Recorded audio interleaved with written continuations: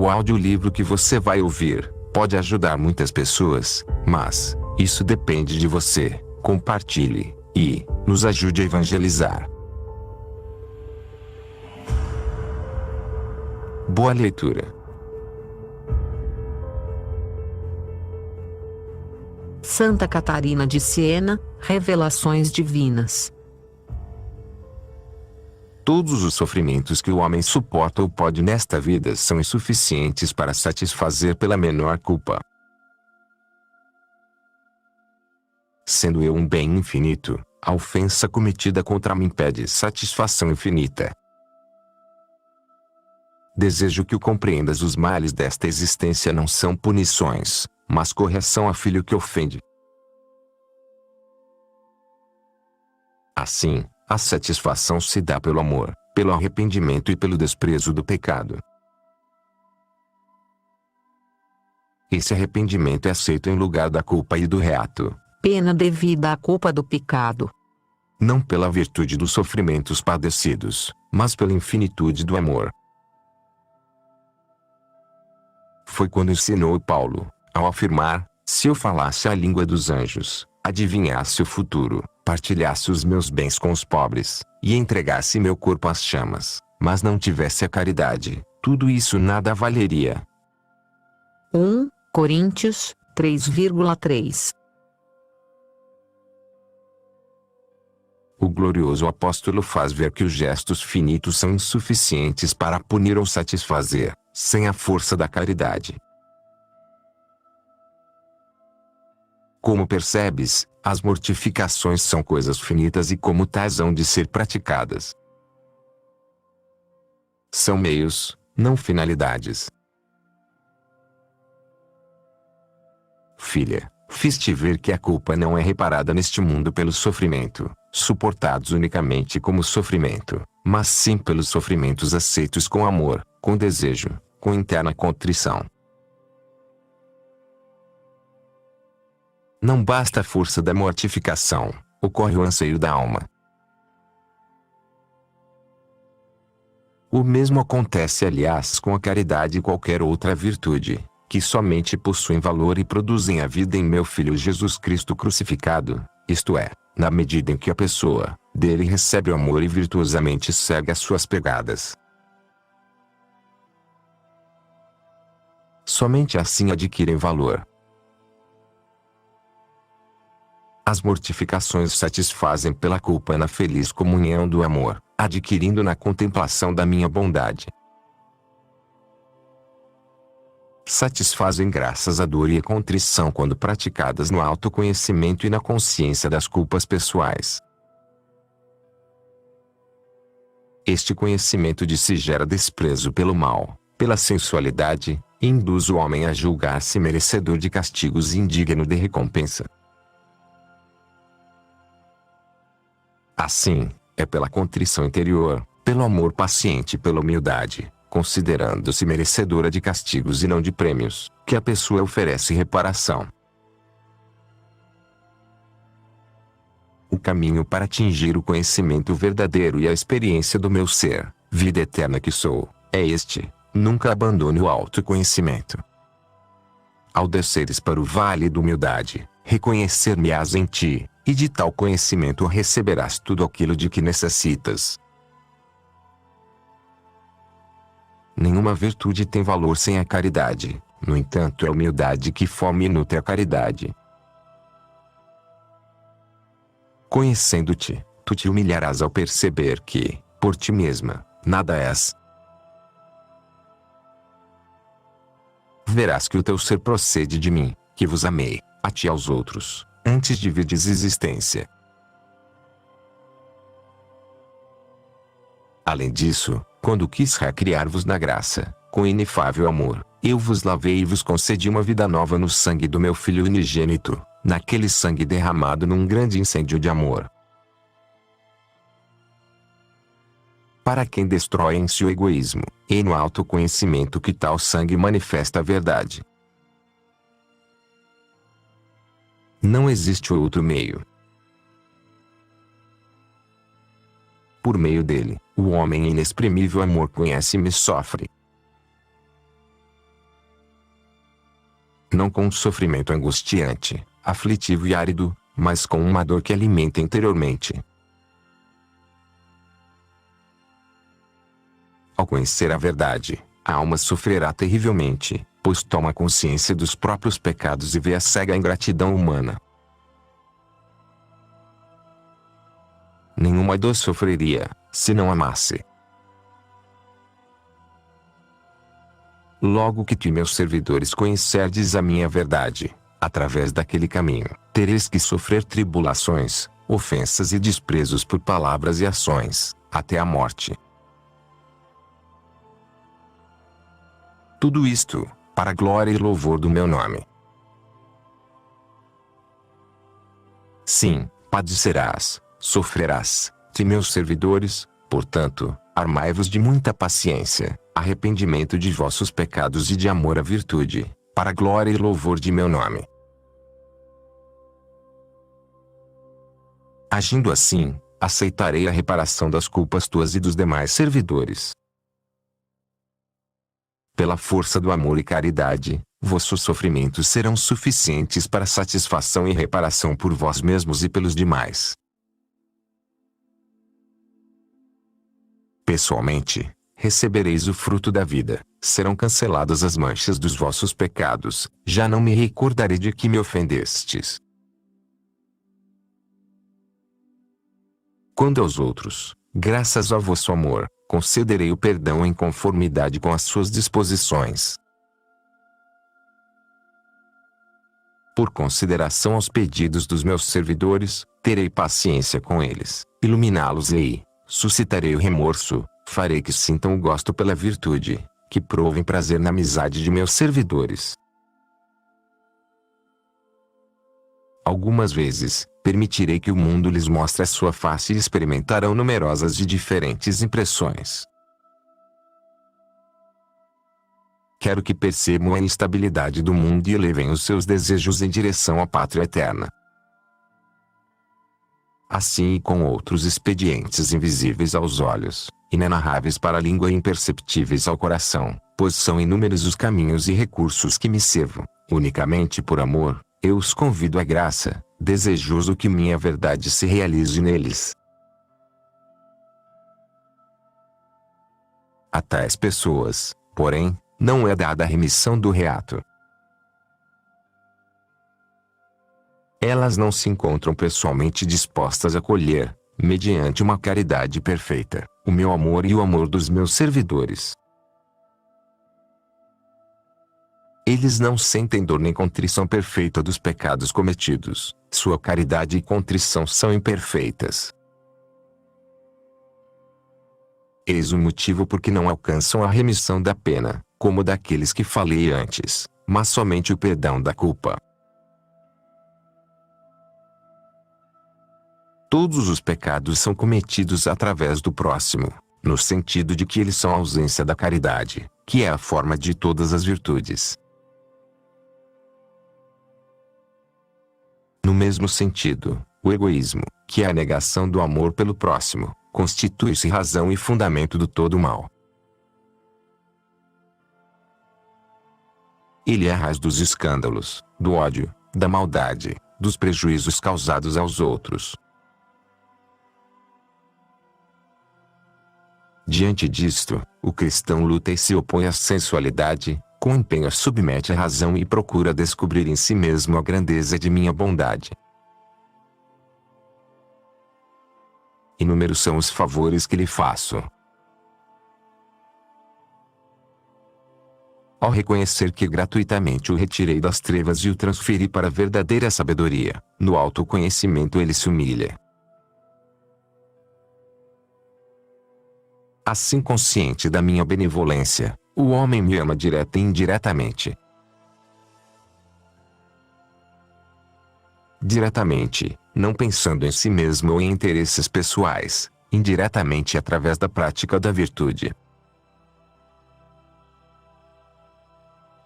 Toda a virtude é concebida no íntimo do homem por amor a mim, fora do ódio ao pecado e do amor à virtude, não existe maneira de me agradar e de se chegar até mim. Depois de ter concebido interiormente a virtude, a pessoa a pratica no próximo. Aliás, tal modo de agir é a única prova de que alguém possui realmente uma virtude. Quem me ama, procura ser útil ao próximo. Nem poderia ser de outra maneira, dado que o amor por mim e pelo próximo são uma só coisa. Tanto alguém ama o próximo, quanto me ama, pois de mim se origina o amor do outro. O próximo, eis o meio que vos dei, para praticardes e manifestardes a virtude que existe em vós. Como nada podeis fazer de útil para mim, deveis ser de utilidade ao homem. Muitos são os dons, graças, virtudes e favores espirituais ou corporais, que concedi aos homens. Corporais, são aqueles necessários à vida humana. Dei-os diversificadamente, isto é, não os coloquei todos em cada pessoa, para que fosseis obrigados a vos auxiliar mutuamente. Poderia ter criado os indivíduos, dotando-os de todo o necessário, seja na alma como no corpo, mas preferi que um necessitasse do outro, que fosseis administradores meus no uso das graças e benefícios recebidos. Meus no uso das graças e benefícios recebidos. Desta forma, querendo ou não, o homem haveria de praticar a caridade, muito embora não seja meritória a benevolência não realizada por meu amor. Como vês, a fim de que os homens exercitassem o amor, fiz meus administradores e os coloquei em diferentes estados de vida, em diferentes posições. Isto vos mostra como existem muitas mansões em minha casa, e como nada mais desejo que o amor. O amor por mim se consuma no amor pelo próximo. Quem ama o próximo já observou a lei. Quem me ama, pratica todo o bem possível, em seu estado de vida para o benefício dos outros. Qual árvore de muitos galhos, a caridade possui numerosos filhos. Como as árvores recebem a vida de suas raízes enterradas no solo, assim a caridade se nutre de humildade, e o discernimento é um dos filhos ou rebentos da caridade. Não existindo esse solo de humildade, o discernimento não seria verdadeiramente uma virtude nem produziria frutos de vida. A humildade brota do autoconhecimento e o discernimento consiste num real conhecimento de si e de mim, que faz o homem dar a cada um o que lhe pertence. O discernimento é uma luz que dissolve a escuridão, afasta a ignorância e alimenta as virtudes, bem como as ações externas que conduzem à virtude. O discernimento, enfim, ao fundamentar-se no humilde autoconhecimento, conduz à luta contra os pecados pessoais. A alma é uma árvore nascida para o amor, sem ele não vive. Privada do amor divino da caridade, não produz fruto de vida, mas de morte. O cerne dessa árvore é a paciência. Esta virtude constitui o sinal externo de que eu estou numa alma e ela em mim.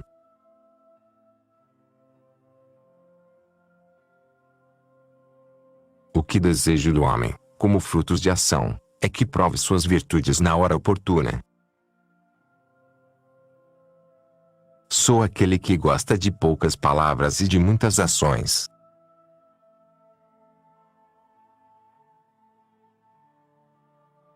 Só o amor produz e revela a virtude.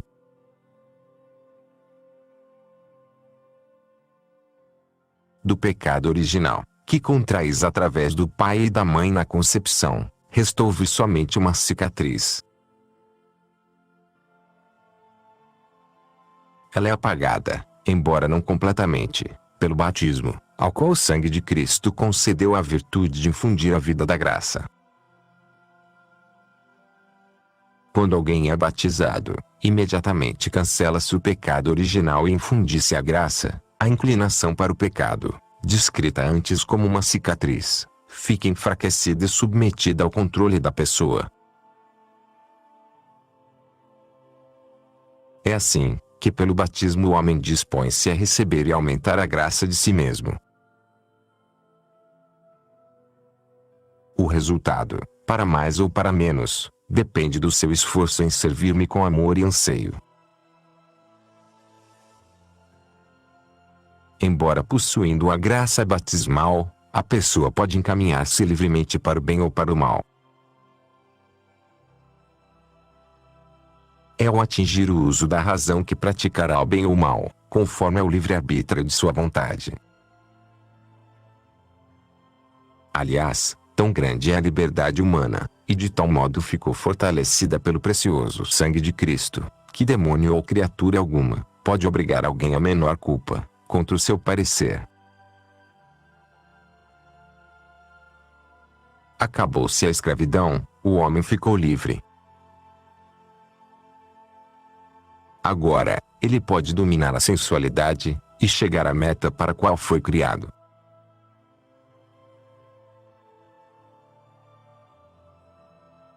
Muito já me devia a humanidade. Dera-lhe o ser, ao criar o homem à minha imagem e semelhança. Então ele possui a obrigação de dar-me glória. Recusou-se a fazê-lo, glorificou-se a si mesmo, não aceitou a obediência por mim imposta, tornou-se meu inimigo. Então, com humilhação destruí sua soberba. Humilhei-me em Cristo. Assumi vossa natureza, libertei-vos da escravidão do demônio, tornei-vos livre. O tesouro do sangue, pelo qual a humanidade foi recriada, ficou sendo uma dívida. Entendes, pois, como depois da redenção, o homem tem maior obrigação para comigo. Devem-me glória e louvor. Uma dívida de amor para comigo e o próximo, que é paga quando as pessoas seguem as pegadas do meu Filho unigênito, palavra encarnada, mediante as práticas das virtudes interiores.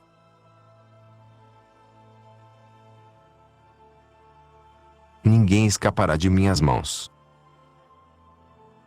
Sou aquele que sou. Livro do Êxodo, 3,14. E vós não possuís a razão do próprio ser. Sois aquele que eu fiz.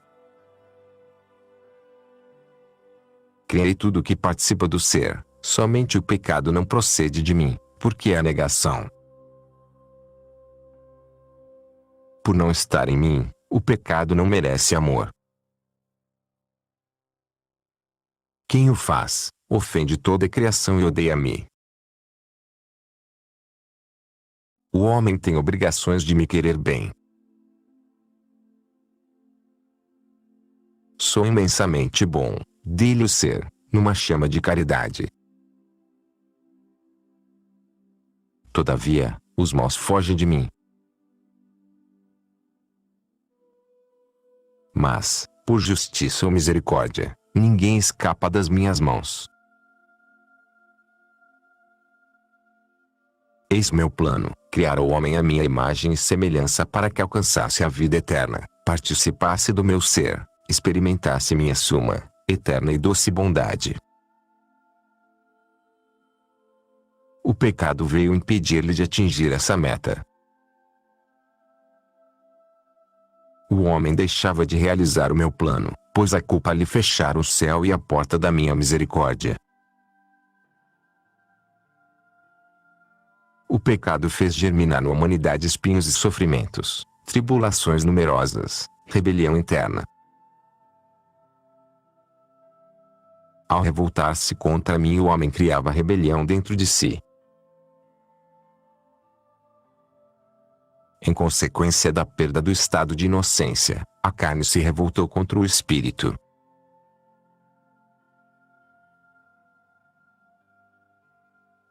Imediatamente brotou um rio tempestuoso, cujas ondas continuam a açoitar a humanidade. São as misérias e males provenientes do próprio homem, do demônio e do mundo. Nele todos se afogavam, ninguém mais, graças a virtudes pessoais, atingia a vida eterna. Para remediar tantos males, construí a ponte no meu filho, que permitiria a travessa do rio sem perigo de afogar-se. O rio é o proceloso mar desta tenebrosa vida.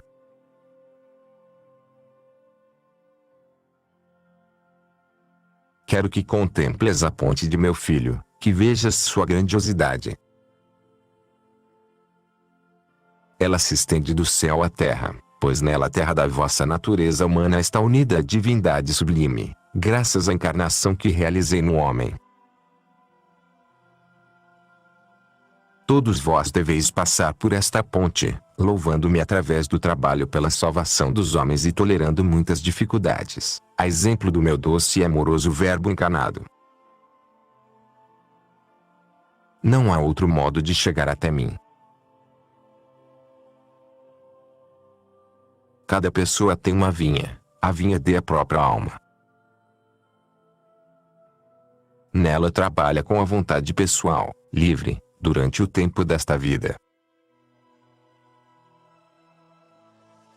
Acabado este tempo, nenhum outro trabalho será realizado, seja para o bem, seja para o mal. Começareis por purificar-vos com a contrição interior, desapegando-vos da e desejando a virtude.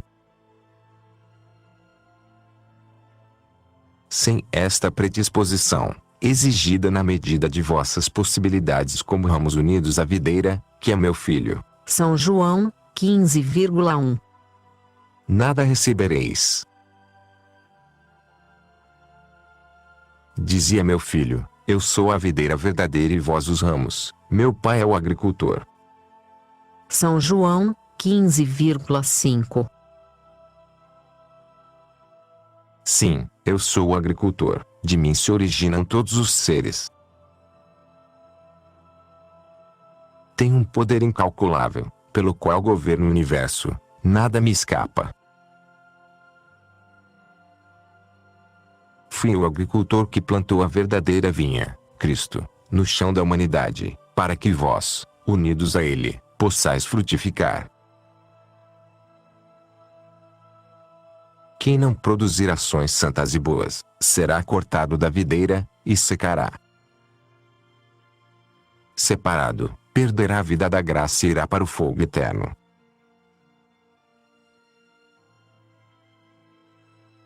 Sabes que os mandamentos da lei se reduzem a 2 sem eles, nenhum outro é observado. São, amar-me sobre todas as coisas e amar o próximo como a ti mesma.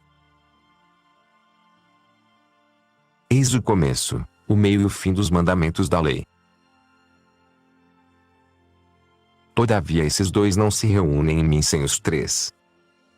Isto é, sem a unificação das 3 faculdades da alma, a memória, a inteligência e a vontade. A memória há de recordar-se dos meus benefícios e da minha bondade. A inteligência pensará no amor inefável revelado em Cristo, pois ele se oferece como objeto de reflexão, para manifestar a chama do meu amor. A vontade, unindo-se às faculdades anteriores, me amará e desejará como seu fim. O coração humano, ao ser atraído pelo amor, leva consigo todas as faculdades da alma.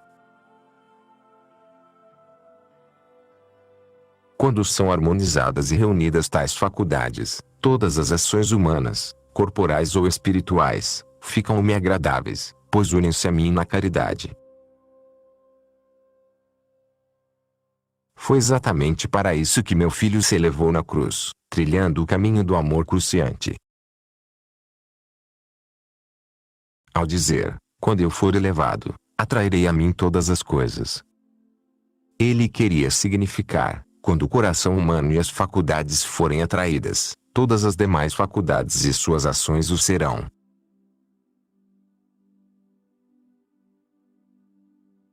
É muito estreita a união dessas três faculdades. Quando uma delas me ofende, as outras também o fazem.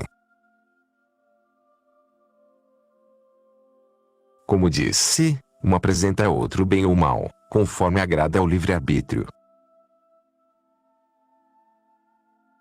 O livre-arbítrio se acha na vontade e a move como quer, em conformidade ou não com a razão. Possuis a razão, sempre unida a mim, a menos que o livre-arbítrio a afaste mediante o amor desordenado, e tende em vós uma lei perversa, que luta contra o espírito. Ensinou o apóstolo Paulo em sua carta, São 3,5, a mortificar o corpo e a destruir a vontade própria, ou seja, refrear o corpo mortificando a carne, quando ela se opõe ao espírito. Tendes, então, duas partes em vós mesmos, a sensualidade e a razão. A sensualidade foi dada como servidora, a fim de que as virtudes sejam exercidas e provadas através do corpo. O homem é livre, já que meu filho o libertou com seu sangue. Ninguém pode dominar a pessoa humana quanto à vontade, pois ela possui o livre-arbítrio. Este se identifica com a vontade, concorda com ela. Fica, pois, o livre-arbítrio entre a sensualidade e a razão, e inclina-se ora de um lado ou ora de outro, conforme preferir.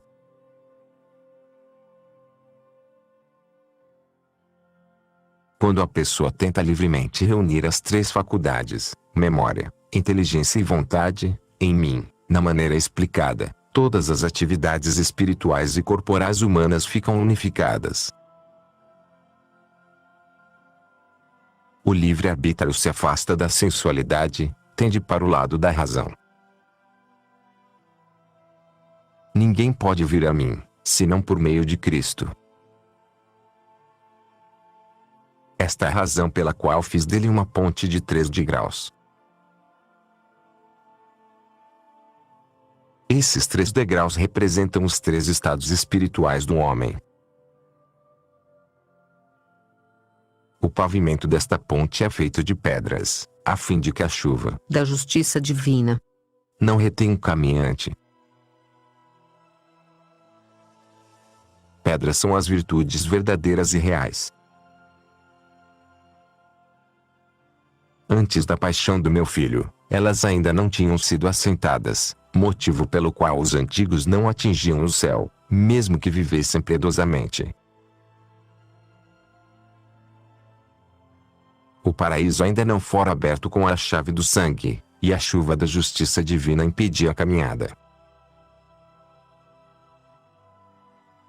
Quando aquelas pedras foram assentadas no corpo do meu filho, por mim comparado a uma ponte, foram embebidas, amalgamadas, e assentadas com sangue.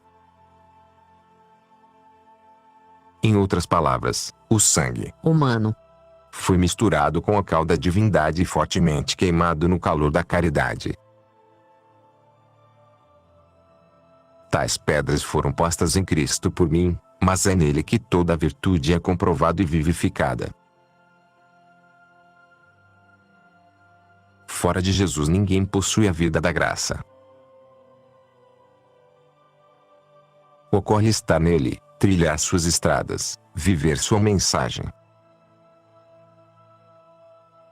Somente ele faz crescer as virtudes, somente ele as constrói como pedras vivas, cimentando-as com o próprio sangue.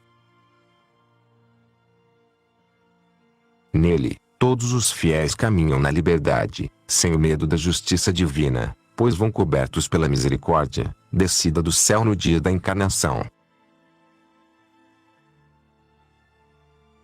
Foi a chave do sangue de Cristo que abriu o céu. Portanto, esta ponte é ladrilhada, e seu telhado é a misericórdia. Possui também uma despensa, constituída pela hierarquia da Santa Igreja, que conserva e distribui o pão da vida e o sangue. Assim, minhas criaturas, viandantes e peregrinas, não fraquejam de cansaço na viagem. Para isto ordenei que vos fosse dado o corpo e o sangue do meu Filho, homem-Deus.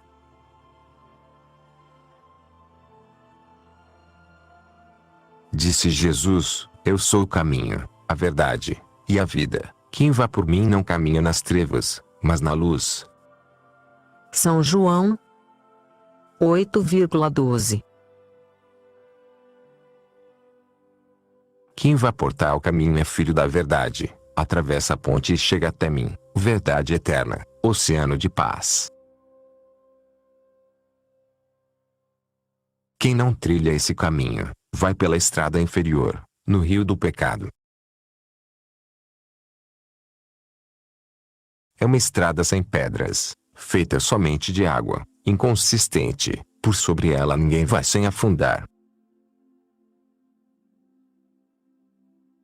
É o caminho dos prazeres e das altas posições, daqueles cujo amor não repousa em mim e nas virtudes, mas no apego desordenado ao que é humano e passageiro. Tais pessoas são como a água sempre a escorrer. À semelhança daquelas realidades, vão passando. Eles acham que são as coisas criadas, objeto de seu amor, que se vão. Na realidade, também eles caminham continuamente em direção à morte. Bem que gostariam de deter-se, reter na vida as coisas que amam. Seriam felizes se as coisas não passassem. Perdem-nas todavia, seja por causa da morte, seja pelos acontecimentos com que faço escapar-lhes das mãos os bens deste mundo.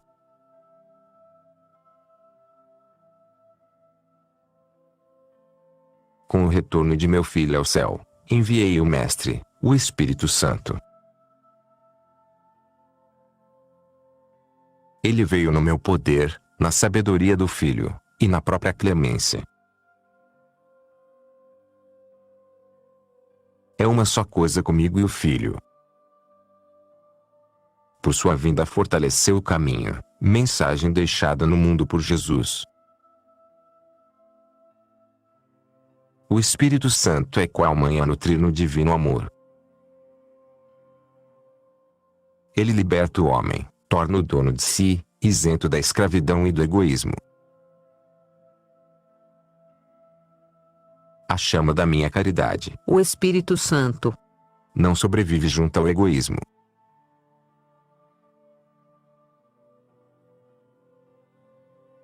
Assim, todos os homens recebem luzes para conhecer a verdade.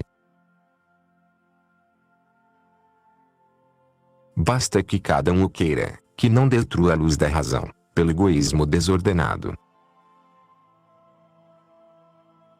A mensagem de Jesus é verdadeira e ficou no mundo qual a pequena barca para retirar os pecadores do rio do pecado e conduzir-os ao porto da salvação. Primeiro, coloquei meu Filho como ponte, pessoa, a conviver com os homens. Após sua morte, ficou a ponte, mensagem possuindo ela meu poder, a sabedoria do Filho e o amor do Espírito. O poder fortifica os caminhantes, a sabedoria ilumina e ajuda a reconhecer a verdade, o Espírito Santo infunde o amor que aperfeiçoa, que destrói o egoísmo e conserva no homem o apego ao bem.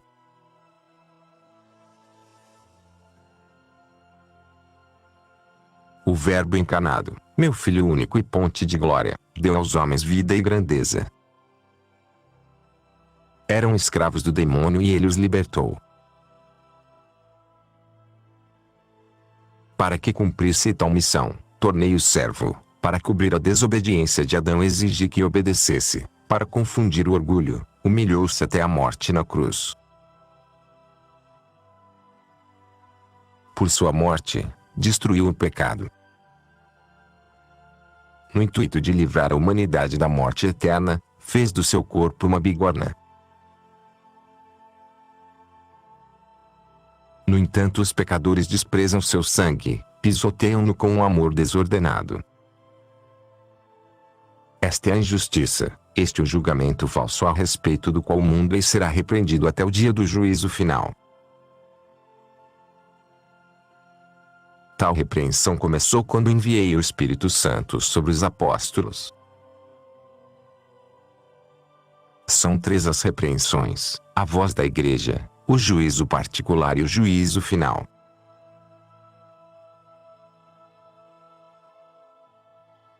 Deus Pai. No juízo particular, no instante final, quando a pessoa compreende que não pode fugir das minhas mãos, recupera a visão que a atormenta interiormente, fazendo-a ver que por própria culpa chegou a tão triste situação. Se o pecador se deixar iluminar e se arrepender, não por medo dos castigos infernais, mas por ter ofendido a suma e eterna bondade, ainda será perdoado. Mas, se ultrapassar o momento da morte nas trevas, no remorso, sem esperança no sangue, ou então, lamentando-se apenas pela infelicidade em que se acha, e não por ter me ofendido, irá para a perdição. Sobrevirá, pois, a repreensão pela injustiça e falso julgamento. Em primeiro lugar, a repreensão da injustiça e do julgamento falso em geral, praticados no conjunto de suas ações, durante a vida, depois, em particular, do último instante quando o pecador considera seu pecado maior que a minha misericórdia. Este é o pecado que não será perdoado, nem aqui nem no além. O desprezo voluntário da minha misericórdia constitui pecado mais grave que todos os anteriores. Filha, tua linguagem é incapaz de descrever os sofrimentos desses infelizes condenados. Sendo 3 os seus vícios principais: egoísmo, medo de perder a boa fama e orgulho, aos quais se acrescentam a injustiça, a maldade e impureza, no inferno os pecadores padecem de 4 tormentos principais. O primeiro é a ausência da minha visão. Um sofrimento tão grande que os condenados, se fosse possível, prefeririam sofrer o fogo vendo-me, que ficar de fora dele sem me ver. O segundo, como consequência, é o remorso que corrói o pecador privado de mim, longe da conversação dos anjos, a conviver com os demônios.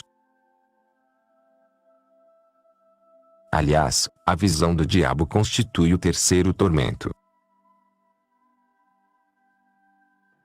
Ao vê-lo duplica-se o sofrer.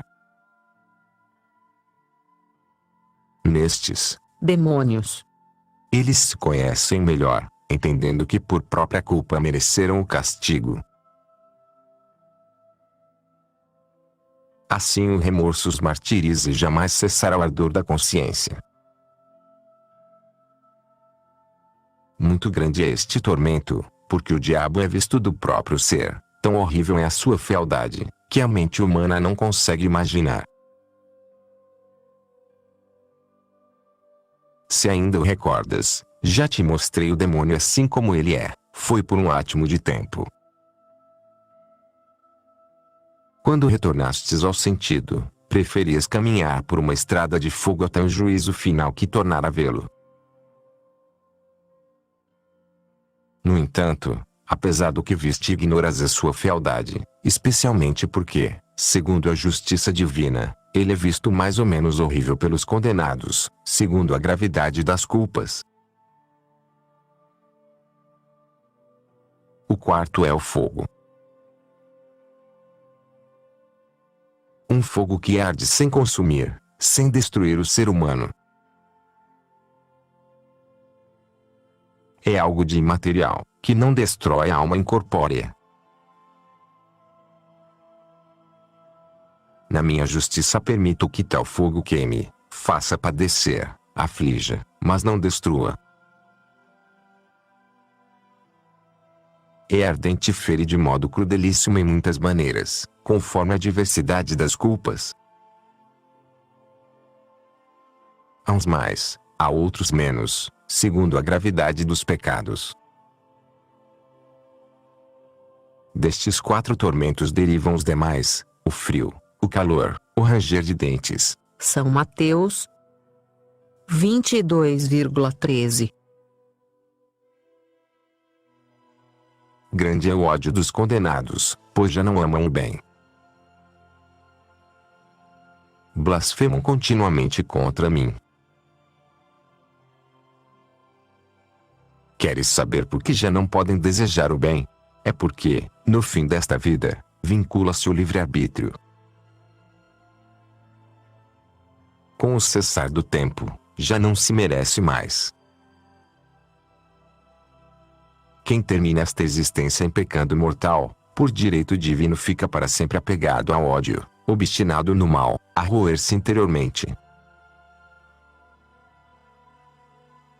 Seus sofrimentos irão aumentando sempre, especialmente por causa das demais pessoas que por sua causa irão para a condenação. O homem justo, No mesmo juízo, ao encerrar sua vida terrena no amor, já não poderá progredir na virtude. Para sempre continuará a amar no grau de caridade que atingiu até mim. Também será julgado na proporção do amor. Continuamente me deseja, continuamente me possui, suas aspirações não caem no vazio. Ao desejar, será saciado; ao saciar-se, sentirá ainda fome, distanciando-se assim, do fástio da saciedade e do sofrimento da fome. Os bem-aventurados gozam da minha eterna visão. Cada um no seu grau, de acordo com a caridade em que vieram participar de tudo o que possuo. Desfrutam na alegria e gozo, dos bens pessoais e comuns que mereceram. Colocados entre os anjos e santos com eles se rejubilam na proporção do bem praticado na terra. Entre-se congraçados na caridade os bem-aventurados de modo especial comunicam-se com aqueles que amaram no mundo. Não penses que a felicidade celeste seja apenas individual. Não. Ela é participada por todos os cidadãos da pátria, homens e anjos. Quando chega alguém à vida eterna, todos sentem sua felicidade da mesma forma como ele participa do prazer de todos.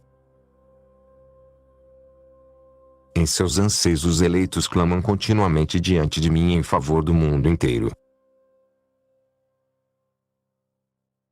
Suas vidas haviam terminado no amor fraterno, continuam no mesmo amor. Aliás, foi exatamente por tal caridade que passaram pela porta que é o meu filho. Por ocasião do juízo final, o Verbo encarnado virá com divina majestade para repreender o mundo.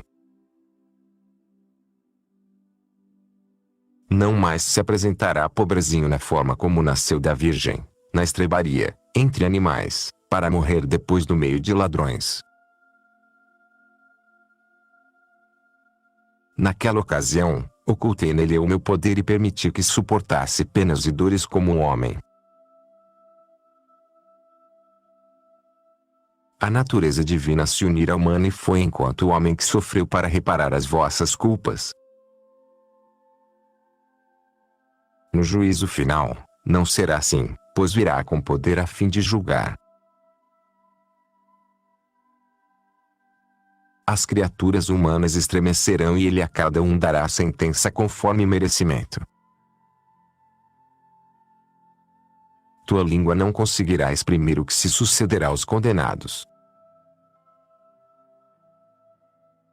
Para os bons, Jesus será motivo de temor santo e alegria imensa. Os bem-aventurados continuam no céu, eternamente, aquele mesmo amor com que encerraram a vida terrena. Eles em nada se distanciam de mim. Seus desejos estão saciados. Anseiam em ver-me glorificado por vós viandantes e peregrinos que sois em direção à morte. Aspirando por minha honra, querem vossa salvação e sempre rogam por vós. De minha parte, escuto os seus pedidos naquilo em que vós, por maldade, não opondes resistência à minha bondade. Os bem-aventurados desejam recuperar os seus corpos, todavia não sofrem por sua ausência. Até se alegram, na certeza de que tal aspiração será realizada. A ausência do corpo não lhes diminui o prazer, não é angustiante, não faz sofrer. Nem julgues que a satisfação de ter o corpo após a ressurreição lhes traga a maior bem-aventurança. Se isso fosse verdade, seria sinal que a felicidade anterior era imperfeita, enquanto não o resolvessem, e isso não pode ser. De fato, nenhuma perfeição lhes falta. Não é o corpo que faz feliz a alma, mas o contrário. Quando esta recupera o corpo no dia do juízo, participará ele da plenitude e da perfeição da alma. Naquele dia, esta se fixará para sempre em mim, e o corpo em tal união, ficará imortal, sutil, leve. Deves saber que o corpo ressuscitado pode atravessar uma parede, que o fogo e a água não ofendem. Tal propriedade lhe advém, não de uma virtude própria, mas por uma força que gratuitamente concedo à alma, que foi criada à minha imagem e semelhança num inefável ato de amor. Tua inteligência não dispõe da capacidade necessária para entender, nem teus ouvidos para escutar, a língua para narrar e o coração para sentir qual é a felicidade dos santos. Ocupei-me da felicidade dos santos para que entendesses melhor a infelicidade dos condenados ao inferno. Aliás, outro tormento destes últimos, é ver quantos bem-aventurados são felizes. Tal conhecimento acresce-lhes a pena, da mesma forma como a condenação dos maus leva os justos a glorificar minha bondade. A luz é mais evidente na escuridão, e a escuridão na luz. Conhecer a alegria dos santos é a dor para os réus do inferno. Os condenados aguardam com temor o dia do juízo final.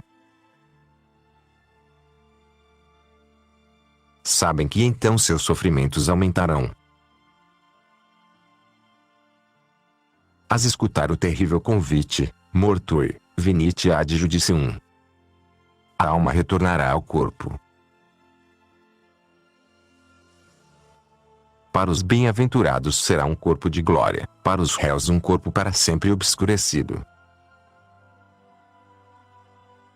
Diante do meu filho, sentirão grande vergonha.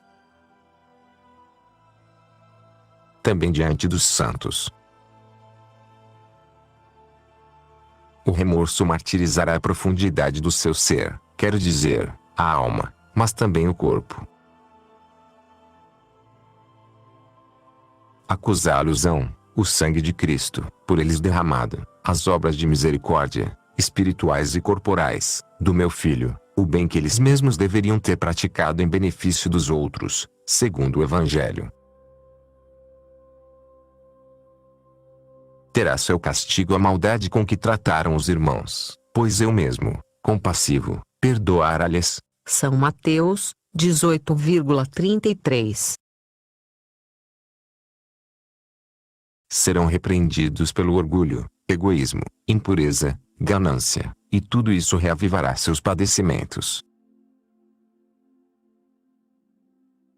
No instante da morte, somente a alma é repreendida, no juízo final também o corpo, por ter sido instrumento da alma na prática do bem e do mal conforme a orientação da vontade. Todo bem e todo mal é feito através do corpo. Por este motivo, minha filha, os justos terão no corpo glorificado uma luz e um amor infinitos. Já os réus do inferno sofreram pena eterna em seus corpos, usados para o pecado. Ao recuperar o corpo diante de Jesus ressuscitado, os réus sentirão tormento renovado e acrescido. A sensualidade sofrerá na sua impureza, vendo a natureza humana unida à divindade, contemplando este barro adâmico, vossa natureza, colocada acima de todos os coros angélicos, enquanto eles, os maus, estarão no mais profundo abismo. Os condenados verão brilhar sobre os eleitos a liberalidade e a misericórdia, quais frutos do sangue de Cristo. Saberão das dificuldades suportadas pelos bons e que agora se mostram em seus corpos como frisos de adornos para as vestes. O valor de tais sofrimentos físicos não provém do corpo mas da riqueza da alma. É ela que dá ao corpo o merecimento da luta como companheira da prática das virtudes. Tal exteriorização se verifica porque o corpo manifesta o resultado das batalhas das almas, como o espelho reflete a face do homem. Ao se verem privados de tamanha beleza, os habitantes das trevas verão surgir nos próprios corpos os sinais dos pecados e terão maiores tormentos e confusão. E ao soar aquela terrível sentença, ide, malditos, para o fogo eterno.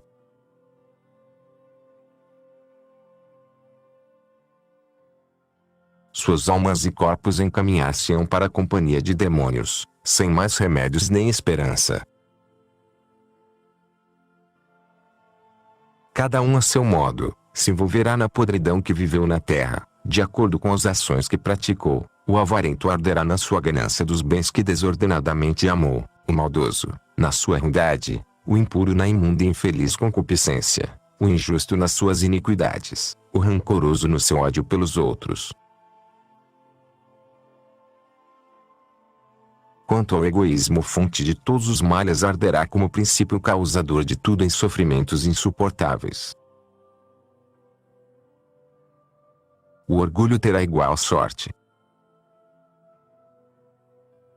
Assim, corpo e alma serão punidos em todos os vícios.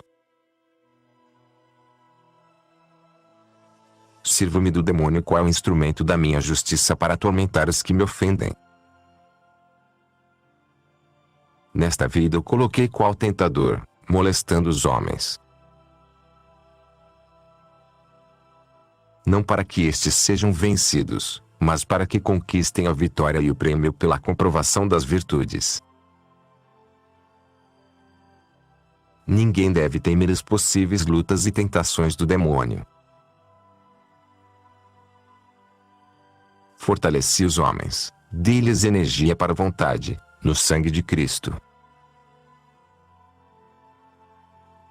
Demônio ou criatura alguma conseguem dobrar a vontade. Ela vos pertence, é livre. Vós é que escolheis o querer ou não querer alguma coisa. Eu disse que o demônio convida os homens para a água morta, a única que lhe pertence, cegando-os com prazeres e satisfações do mundo.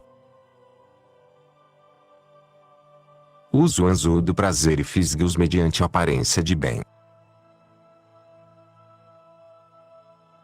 Sabe-lhe que por outros caminhos nada conseguiria, sem o vislumbre de um bem ou satisfação. Os homens não se deixam aprisionar, por sua própria natureza, a alma humana tende ao bem.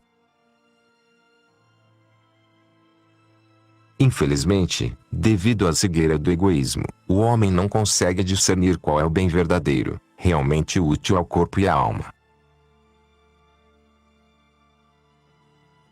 Percebendo isto, o demônio, maldoso, apresenta-lhe numerosos atrativos maus, disfarçados porém sob alguma utilidade ou prazer. A certeza da minha presença em suas vidas é o conhecimento da minha verdade. Tal conhecimento se realiza na inteligência que é o olho da alma, pupila de tal olho é a fé. Pela iluminação da fé, eles distinguem, conhecem e seguem a estrada a mensagem do Verbo encarnado. Sem a fé ninguém reconhece tal estrada, à semelhança daquele que possuísse o olho, mas coberto por um pano. Sim, a pupila desse olhar é fé, nada haverá quem cobrir sua inteligência com o pano da infelicidade, por causa do egoísmo. Tal pessoa terá a inteligência, mas não a luz para conhecer. Como afirmei antes, ninguém consegue seguir o caminho da verdade sem a luz da razão, recebida de mim com a inteligência, e sem a luz da fé, infundida na hora do santo batismo, supondo que não destruais esta última com vossos pecados Deus Pai. No batismo a luz da fé vos é dada na força do sangue do meu Filho. Associada à luz da razão ela vos alcança a vida para a verdade. Esta iluminação revela ao homem a transitoriedade das realidades terrenas, que passam como vento. Tal atitude supõe todavia, que tenhais consciência da própria fraqueza, tão inclinada a rebelar-se, já que existe nos vossos membros uma lei perversa. Romanos 7,23. Que vos leva a revoltar-vos contra mim, vosso Criador. Tal lei não obriga ninguém a pecar contra sua vontade, todavia combate contra o espírito. Permitis semelhante lei, não para serdes vencidos, mas a fim de provar vossas virtudes. É nas situações adversas que as virtudes são experimentadas. A sensualidade opõe-se ao espírito, e através dela que o homem comprova seu amor por mim, o Criador, opondo-se às suas tendências derrotando-as. Quis eu ainda essa perversa lei para que o homem fosse humilde. De si mesma, a sensualidade não conduz ninguém ao pecado, mas induz ao reconhecimento do próprio nada, revela a fragilidade do que é terreno. É preciso que a inteligência humana, sob a luz da fé, reconheça tal coisa. Trata-se justamente daquela iluminação geral de que falei, indispensável para todos os que desejam participar da vida da graça aproveitando os efeitos da morte do Cordeiro imolado. Ela é necessária para todos, qualquer que seja o estado de vida, é a iluminação da caridade comum, universal. Todos os cristãos devem possuí-as sob pena de serem condenados. Quem não a tem não está na graça divina, desconhece o pecado e suas causas. Toda obra boa será remunerada, como todo mal terá seu prêmio. Quando praticada no estado de graça, a boa obra merece o céu. Quando feita em pecado, embora sem merecimento, terá sua paga de várias maneiras. Umas vezes, concedo vida mais longa ou inspiro a meus servidores contínuas orações em favor, com as quais tais pessoas se convertem. Outras vezes, em lugar de vida mais longa e das orações, concedo bens materiais. O cristão que possui bens, deve fazê-lo na humildade, sem orgulho, como coisa emprestada, não própria.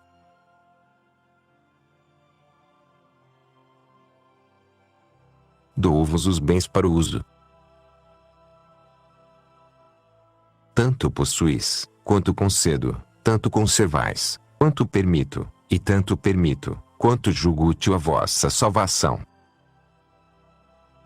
Tal há de ser a vossa atitude quanto ao uso dos bens materiais. Assim fazendo, o cristão obedece aos mandamentos, amando-me sobre todas as coisas e ao próximo como a si mesmo, e conserva o coração desapegado das riquezas, afetivamente, como nada possuindo. Não se apega aos bens, não os possui em oposição aos meus desígnios. Possui externamente, ao passo que seu íntimo é pobre. Tais pessoas, como disse, eliminam o veneno do egoísmo. São os cristãos da caridade comum.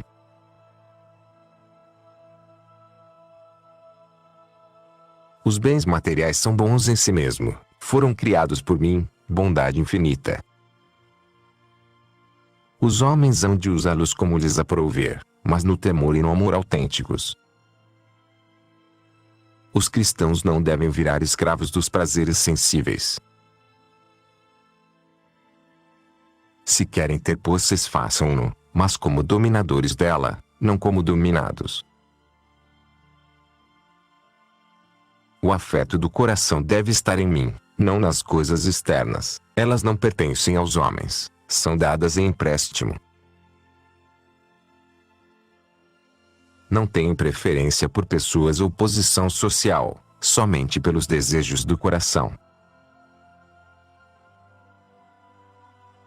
Quem afastar de seu apego desregrado e se orientar para mim na caridade e no santo temor, tal pessoa poderá escolher o estado de vida que quiser. Em qualquer um deles alcançará a vida eterna. Suponhamos que seja mais perfeito e mais agradável a mim que o homem viva interior e exteriormente despojado dos bens materiais. Se uma pessoa não sentir a coragem de abraçar tal perfeição devido a alguma fraqueza pessoal, que permaneça na caridade comum. Caridade comum, os que seguem a Cristo obedecendo os mandamentos. Qualquer que seja seu estado de vida.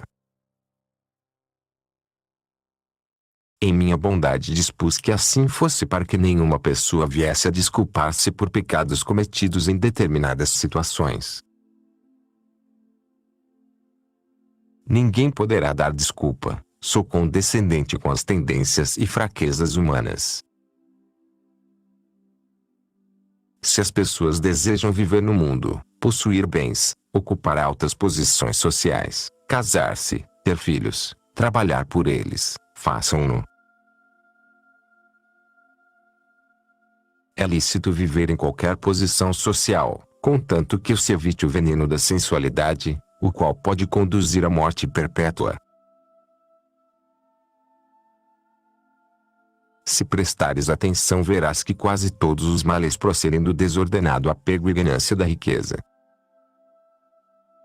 Disto nasce o orgulho de quem pretende ser maior que os outros, a injustiça para consigo mesmo e o próximo.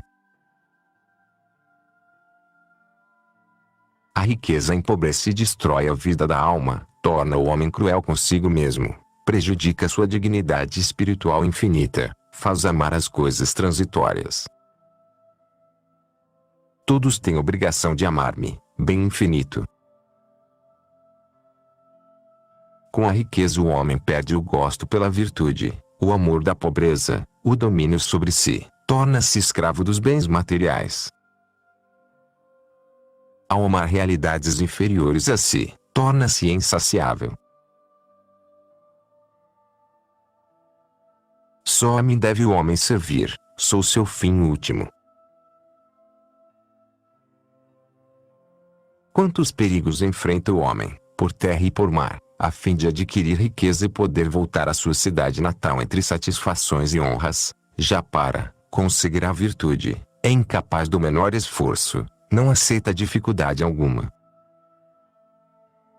E dizer que as virtudes são a riqueza da alma. Caridade comum, os que seguem a Cristo obedecendo os mandamentos. Diz meu filho no Evangelho que é mais fácil um camelo passar pelo buraco de uma agulha que o rico entrar na vida eterna. São Mateus, 19,24. referia-se àqueles que possuem ou desejam possuir riquezas com desordenado e pecaminoso apego a elas. Afirmei também existirem pobres, que se pudessem possuíam com desordenado apego o mundo inteiro. Também eles não passarão pela porta estreita e baixa, agulha. Se não se abaixarem até o chão, se não dominarem o próprio apego, se não dobrarem humildemente a cabeça, como poderão atravessá-la?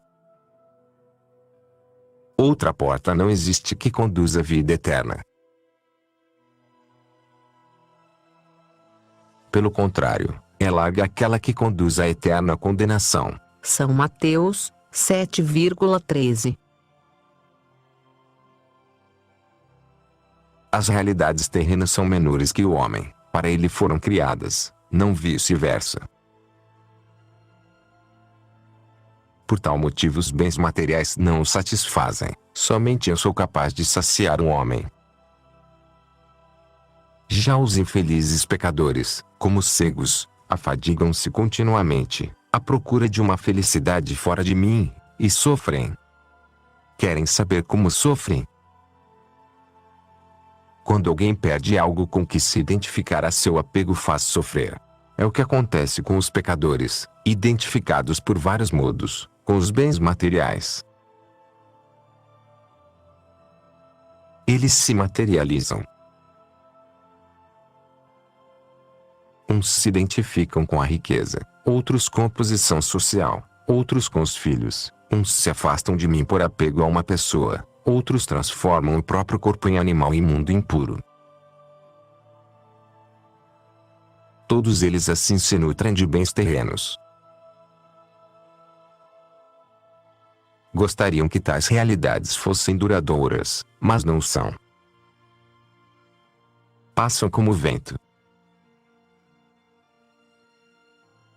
São perdidas por ocasião da morte de outros acontecimentos por mim dispostos. Diante de tais perdas, os pecadores entram em sofrimento atroz, pois a dor da separação se compara à desordenada afeição à posse. Todos estes se carregam com a cruz do diabo e experimentam nesta vida a certeza da condenação. Vivem diversificamente doentes e se não se corrigirem vão para a morte eterna. São homens feridos pelos espinhos das contradições a torturarem-se interna e externamente. E por cima, sem merecimento algum. Sofrem na alma e no corpo, nada merecem, é sem paciência que padecem estes males. Vivem revoltados, apegando seus bens materiais com desordenado amor. É preciso encher a alma de virtudes, sob o alicerce da caridade. Agulhas, portas secundárias das cidades antigas cercadas de muros a fim de evitarem invasões. Essas portas baixas e estreitas serviam apenas para a circulação de pessoas. Quando alguma caravana chegava fora de horário, os camelos para entrarem na cidade tinham que ser descarregados e ainda pelo impedimento da altura, entravam ajoelhados. Em matéria de virtudes necessita-se da perseverança. Quem não persevera, jamais realiza seus desejos, levando a termo o que começou. O meu filho como ponte possui 3 degraus. No primeiro degrau o cristão se afasta da afeição terrena, despoja-se dos vícios. No segundo, adquire as virtudes. No terceiro, goza a paz.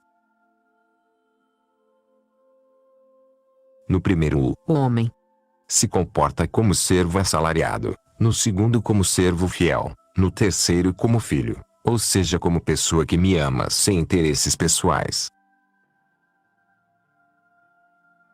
São 3 estados que podem acontecer em diversas pessoas ou sucessivamente numa única pessoa. acontecem ou podem acontecer numa mesma pessoa quando ela progride esforçadamente, aproveitando o tempo, e passa do estado servil ao liberal e do liberal ao filial. Temos assim o amor servil, o amor interesseiro e o amor-amizade. Relativamente ao modo como se chega ao amor-amizade e filial dá-se da seguinte maneira: inicialmente imperfeito, o homem vive no temor servil, com perseverança e esforço, chega ao amor interesseiro das consolações espirituais, no qual se compraz olhando-me como algo útil para si mesmo. Tal é o roteiro de quem deseja chegar ao amor-amizade e filial. Este último é o amor perfeito, com ele alcança-se a herança do reino. O amor filial inclui o amor-amizade, nesse sentido se passa do amor-amizade ao amor filial. Mas qual é a estrada? Vou dizê-lo.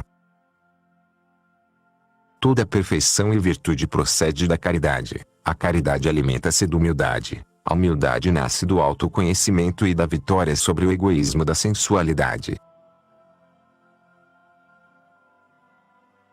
Para se atingir o amor filial é necessário, pois, perseverar na cela do autoconhecimento. Nesta ceia o homem conhecerá o meu perdão através do sangue de Cristo, atrairá sobre si pelo amor a minha caridade, procurará destruir em si toda a má vontade espiritual e temporal. A fé viva consiste na prática perseverante das virtudes, em não voltar atrás por motivo algum, em não deixar a oração jamais, exceto por obediência ou caridade, pois nenhuma outra razão existe. É na oração contínua, fiel e perseverante que todas as virtudes são adquiridas. Mas é preciso perseverar, nunca deixar, nem por ilusão do diabo, nem por fraqueza pessoal, qual sejam os pensamentos e impulsos íntimos, nem por conselhos alheios.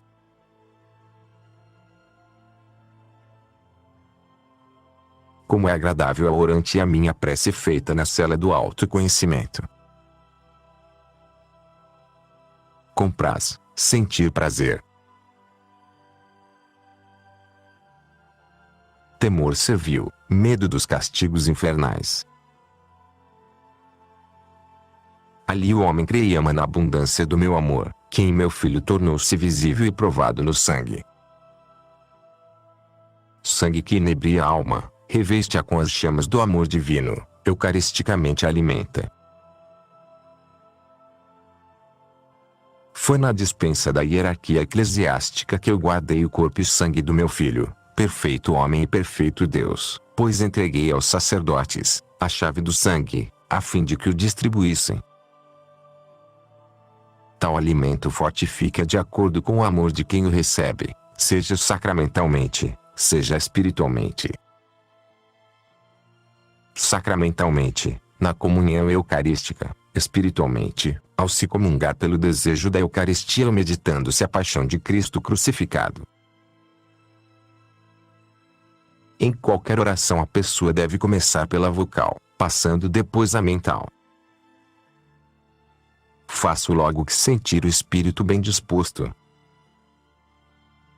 Tal maneira de agir conduzirá o orante à perfeição do amor. Quanto mais o homem desvencilhar sua afeição e prendê-la a mim, mais me conhecerá, mais me amará, mais me experimentará. Como vês, não é pela quantidade de palavras que se chega à oração perfeita, mas pelo amor e conhecimento de mim e de si mesmo, cada um desses conhecimentos completando o outro. Nas orações concedo consolações de diversas maneiras, uma vez será contentamento, outra vez arrependimento que agita interiormente, vezes aqui me torno presente na alma sem que ela o perceba, pois faço estar no espírito a pessoa de meu Filho em vários modos. Ora sentirá na profundidade da alma grandíssimo prazer, ora nem o perceberá, como se poderia esperar. Sabes o que faço para tirar o homem da imperfeição? Costumo permitir-lhe pensamentos molestos e aridez espiritual, deixando-o como que abandonado por mim, sem nenhuma consolação. a pessoa já não se sente do mundo, que de fato abandonou, nem lhe parece que está vivendo em mim. Uma única fonte de paz lhe resta, a certeza de não querer ofender-me. Quanto à vontade que constitui como que a porta de entrada da alma, não permito que se abra ante os inimigos, seja os demônios como os demais adversários poderão penetrar por outros setores, mas não pela vontade, que é a porta principal da cidade da alma. Como defensor está o livre-arbítrio. Só ele pode deixar ou não que alguém passe. As portas que dão ingresso ao interior do homem são muitas. As principais são três: a memória, a inteligência e a vontade. Delas, somente uma abre quando quer e serve de defesa para as outras, é a vontade. Com sua permissão, o primeiro inimigo a entrar é o egoísmo. Os outros vêm depois, a inteligência se obscurece, a memória dá acolhida ao ódio, e faz lembrar as ofensas recebidas e se opõe à caridade pelo próximo. A memória recorda, também, os prazeres ilícitos.